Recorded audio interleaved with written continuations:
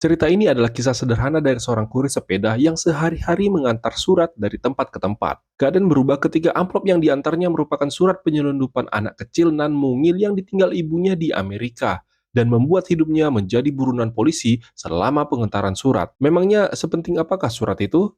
Bagaimanakah cerita selengkapnya? Siapkan makanan dan minuman favorit kalian, karena ceritanya akan segera dimulai.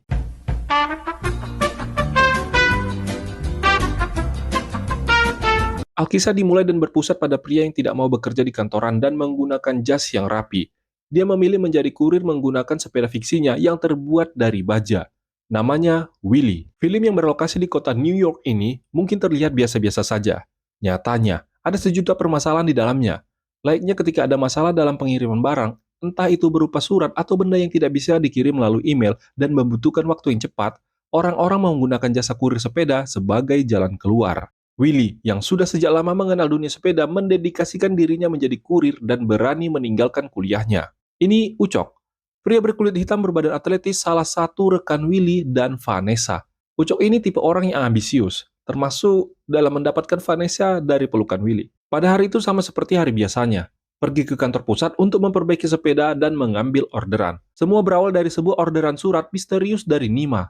Awalnya, terlihat seperti tidak ada yang mencurigakan dengan pesanan itu, dan tadinya Willy tidak akan mengambil orderan dikarenakan biaya antarnya yang tak sesuai harapannya. Di kantor yang bernama Security Courier itu ada beberapa driver, tapi tak satu pun dari mereka yang bisa mengantarnya dengan berbagai alasan. Akhirnya, Willy pun mempick up itu semua demi teman pacarnya bernama Vanessa. Melalui Vanessa, Nima adalah rekan satu kamarnya. Belakangan ini, Nima terlihat mencurigakan sebab dia meminta Vanessa untuk tidak sekamar lagi dengannya tanpa alasan yang jelas. Begitu sampai di tempat pengambilan barang, yakni di Universitas Columbia, Nima dan Willy bertemu. Terlihat bahwa ada sesuatu yang disembunyikan oleh Nima. Namun, pada saat itu Willy seperti kertas polos, yang artinya dia sama sekali tidak tahu menahu masalah Nima. Ditulis dalam paket itu, paket akan dikirim ke Chinatown, paling lama jam 7 malam, dan penerimanya adalah saudari Chen. Setelah melakukan pengecekan jarak ke tujuan, sosok pria tinggi berjasa abu-abu menghampiri Willy, kepala keamanan kampus, Robin namanya.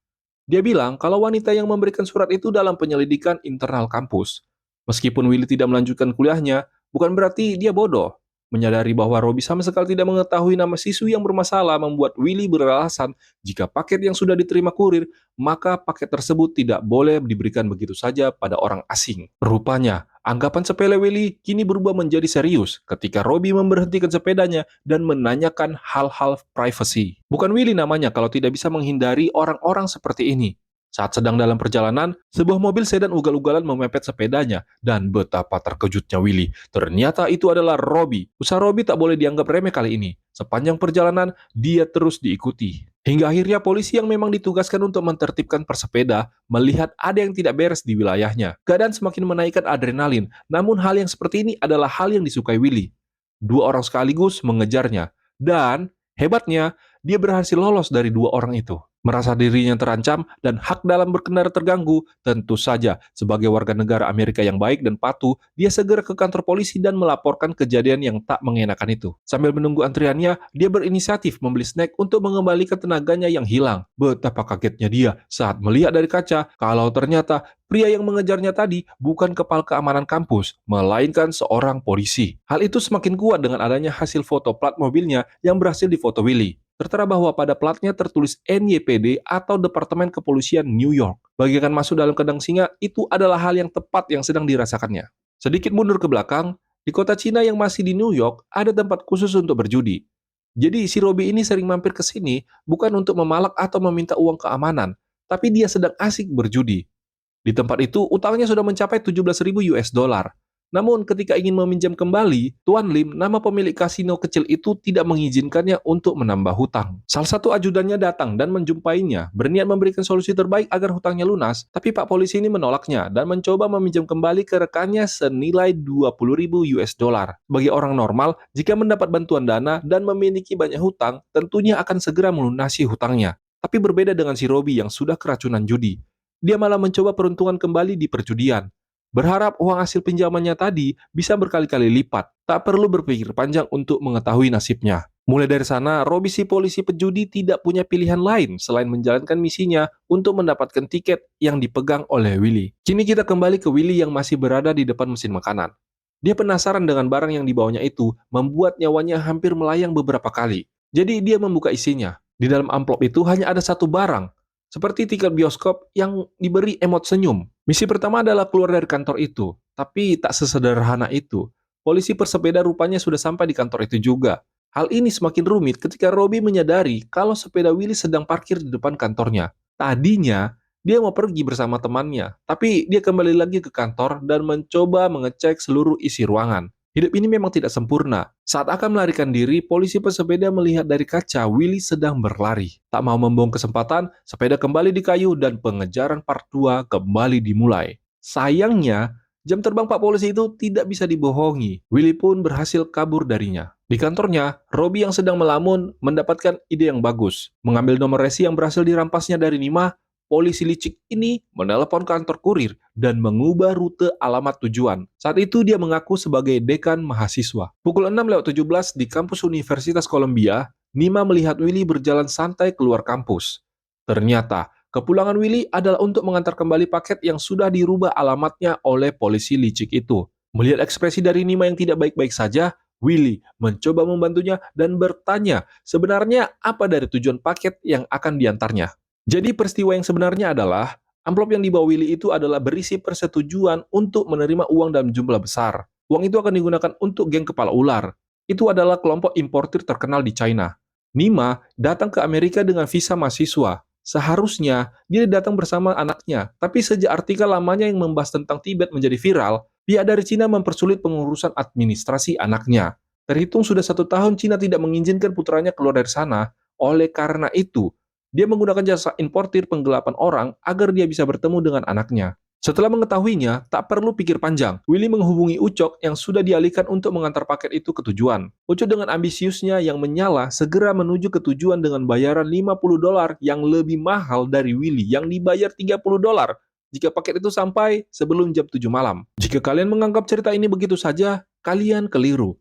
Bagian terbaiknya baru saja dimulai. Posisi sekarang Ucok berada di depan, disusul oleh Willy. Dan whoops, Vanessa terbanting. Untuk memeriahkan suasana ini, Ucok menantang Willy.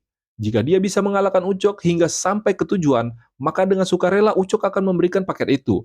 Hingga akhirnya, mereka pun harus dipertemukan kembali dengan polisi pesepeda yang sudah sangat gemas dengan mereka. Vanessa, yang sudah mengetahui alamat tujuan, segera menuju ke sana dengan rute alternatif. Robi yang sudah sampai di tujuan sedang menunggu pesanan yang dibawa Ucok. Akhirnya, sampailah mereka di tujuan dan whoops, Ucok tertangkap polisi. Di saat Ucok melepaskan tasnya yang berisi amplop itu, mata Robi sudah mengetahuinya dari cara Willy melihat Ucok. Tapi tidak secepat itu Ferguson. Vanessa juga yang sudah sampai di sana seketika mengambil tasnya. Tapi nasibnya tidak begitu mujur. Sebuah mobil patroli polisi sudah ada di ujung persimpangan dan mereka salah masuk jalan. Kondisi memaksa Willy untuk berpikir cepat agar amplop itu tidak jatuh ke tangan yang salah. Amplop titipan itu dilipat hingga kecil dan dimasukkan ke dalam stang sepedanya. Kali ini, dugaan Willy tentang bahaya bersepeda di kota menjadi nyata. Whoops, dia ditabrak taksi dan terpelanting. Begitu sadar, tentu saja dengan otoritasnya, Robi yang mampu melobi petugas ambulan agar dia menjadi orang yang mendampingi Willy di dalam ambulan. Tentu itu bukan hal yang baik untuk Willy. Di sana, Robi bebas untuk menginterogasi, bahkan melukai Willy yang mengalami patah di tulang iganya. Tak tahan menahan rasa sakitnya, Willy mencoba bernegosiasi. Keinginannya agar sepedanya dikembalikan dan si Ucok juga ikut dihadirkan. Bagi Robi sebenarnya tidak ada pilihan lain selain mengikuti permintaan Willy. Sebagai orang yang terlilit hutang, pasti apapun akan dikerjakan demi bisa berjudi lagi. Sementara itu kita beralih ke Vanessa yang mencoba mengikuti mobil yang membawa barang bukti ke gudang. Di sana, dia berusaha untuk mengambil secari kertas yang sudah disimpan Willy di stang sepedanya. Cerdasnya Willy, tujuannya untuk menghadirkan Ucok adalah untuk mengulur waktu, sementara dia dan Vanessa sedang merencanakan sesuatu di gudang penyimpanan. Dan disinilah bakat seorang Willy ditampilkan. Diperlihatkan seluruh polisi yang ada di dalam gudang kewalahan menangkap satu orang saja. Bahkan saat akan menutup pintu, betapa lamanya Pak Polisi ini berjalan menekan tombol.